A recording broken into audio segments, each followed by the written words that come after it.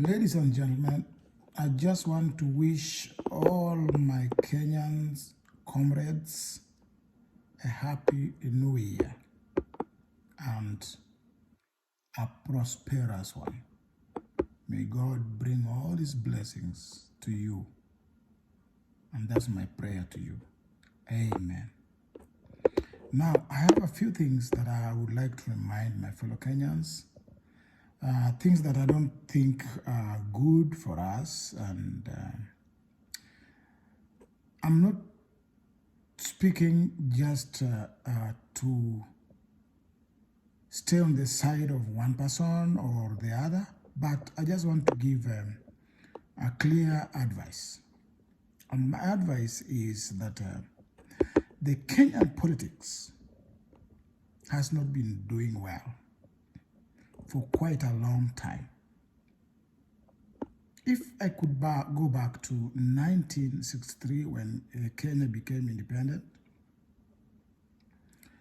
in the Luo community, a young man cannot sit on a seat when an old man is standing.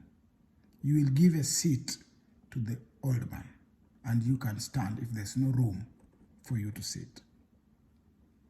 And that is exactly what Oginga Odinga did. And that is there in Luo culture. But at this time, it's becoming like Oginga Odinga did a mistake to give Jomo Kenyatta the seat. But he did it because that's the Luo culture. Now, Raila Odinga, who is the son of Oginga Odinga, has been doing what has been doing. He's been looking for votes to become the president of Kenya, to help Kenya actually. Raila is not greedy. Raila is not poor. Raila is a billionaire already. He doesn't need to look for money. He's there and money is coming because he already established. That's why you don't see him anywhere where people are complaining that he has done this, he has done that, because he already got the money.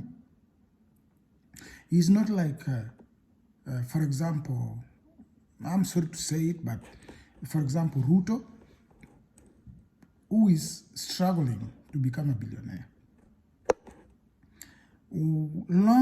Sometime when I was living in Donholm, I saw Ruto building apartments along Jogo Road on railways, Kenya Railways land, and one of the students who was with him in school at Nairobi University said, "Hey, where is this man getting money from?" By that time, Ruto was with Moi. He was in Moi's camp. That's the time we had Jirongo. The 500 shillings was called Jirongo. And Ruto was there. And Jirongo said whatever he said about what Ruto did. So Ruto was looking for money. So when Ruto disagreed with Moi, he joined Raila. And when Raila's votes were stolen that time, 2007, Ruto talked so well. He was talking like a Kenyan, a man who knows what should be done, at what point. And then, I don't know how much Uhuru paid him, and he joined Uhuru. Ruto U-turned, just like Mudavadi U-turned and Wetangula U-turned. You heard how Wetangula, Mudavadi, they used to talk. But when they joined Ruto, they were still not sure that Ruto was going to be in the government. But Ruto took the government. Ruto took the government the way he did it. Jose Komago did it, and this lady Soweto showed us everything, and then whatever was happening, it's there. It was happening. Ruto's votes were just being made available. They were just being increased. If he got 20, he will have 2,000, or he will have 200. If he has got 10, he will have 1,000. He will have 100. If he has 500, you have 5,000 right there. If he has 60, you have 6,000 or 60,000. So that's what was happening with Ruto's votes. And they did it so smartly, and Ruto had planned this. Ruto had a voting station in his house in Karen.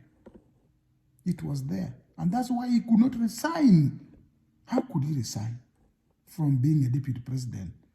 If he resigned, then he was going to lose his station. So he couldn't. And now he has built it in a state house. So be sure, 2027 is going to be rough.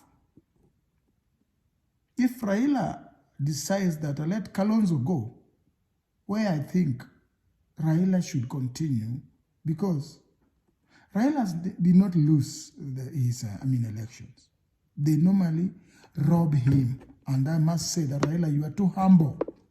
That's why they're robbing you.